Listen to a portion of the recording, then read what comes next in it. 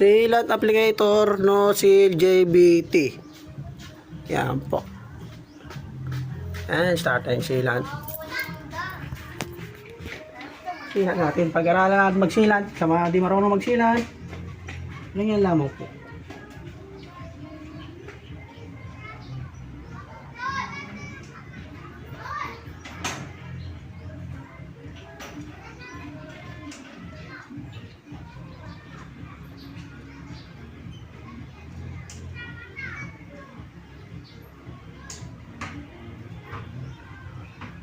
Yan ang sealant ko. Ayos ba? Kaibigan, sealant applicator po. Ang gamit kong nozzle JBT.